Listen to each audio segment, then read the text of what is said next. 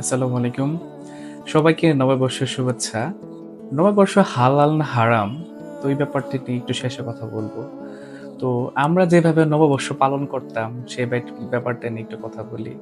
তো ছোটবেলা থেকে আমরা গ্রামে যখন বড় হয়েছি, গ্রামে আপনার অনেক বড় মেলার আয়োজন করা হতো। তো আমরা সবাই সেই মেলায় যাইতাম, হ্যাঁ?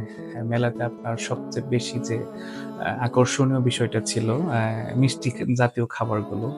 তো মিষ্টি জাতীয় খাবারগুলোর মধ্যে আপনার ওই জিলাপি থাকতো বা মিষ্টি টাইপের অনেক খাবার থাকতো। তো এদের মধ্যে অন্যতম যে একটা সেরা বিশেষ খাবার যেটাকে আসলে ছিল, যেটাকে আসলেও বৈশাখের বা নববর্ষের যে খাবারটাকে বলা হয়, সেটা আমরা বলতাম হচ্ছে উরফা। ঠিক আছে? তো উরফাটা আসলেও ২ রকমের থাকতো। একটা উরফা থাকতো আপনার হচ্ছে সাদা, যেটা হচ্ছে আপনার মিষ্টি থাকতো না। আরেকটা থাকতো হচ্ছে লাল, যেটা আপনার হচ্ছে মিঠাই বা গুড় দিয়ে বানানো হতো। তো সেই গুড়টার যে লাল যে উরফাটা সেটাই আমাদের সবার প্রিয় ছিল। আসলেও মিষ্টি জাতীয় খাবার পছন্দ করার কারণে। তো তার মধ্যে আরেকটা বিশেষ খাবার ছিল যেটা আসলে আপনার চিনি দিয়ে বানানো হতো। বিশেষ আকৃতি দিয়ে আপনার হচ্ছে সেটাকে আমরা বলতাম সাজ। আপনার সেই সাজটা আসলেও তৈরি করা হতো আপনার বিভিন্ন আকৃতির মাধ্যমে। যেমন হচ্ছে আপনার হাতির আকৃতি, ঘোড়ার আকৃতি, তারপর হচ্ছে আপনার বিভিন্ন পুতুল টাইপের, হ্যাঁ? তো এমন করে অনেক রকমের আপনার সাজ তৈরি করা হতো। সেটা হচ্ছে আপনার সেই সাথে খাওয়া হতো। সাথে আপনার হচ্ছে আপনার একটা কালাই খাওয়া হতো, যেটা আসলে আমরা ছোলা বলি, হ্যাঁ? অনেক ভাষায়।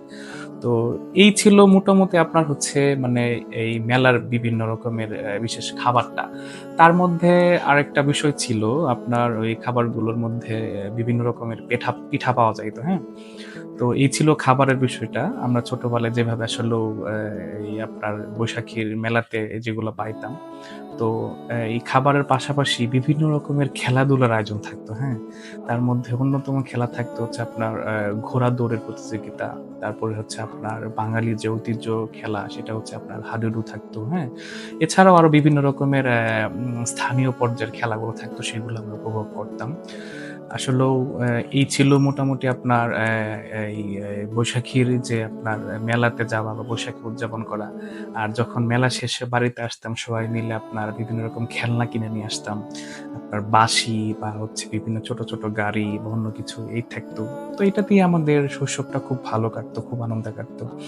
যখন বড় হলাম, ইউনিভার্সিটিতে আসলাম, ঢাকায় আসলাম, তখন দেখলাম যে আসলেও আ বৈশাখের উদযাপনটা একটু ভিন্ন রকমের ভাবে মানুষ উদযাপন করে বা আয়োজন করে। তো এটা নিয়ে আসলে অনেকের ডিবেট থাকে। এখন বর্তমান দেখতেছি যে অনেক ডিবেট চলে যে আসলেও এই যে নববর্ষর যে উদযাপনটা এটা আসলেও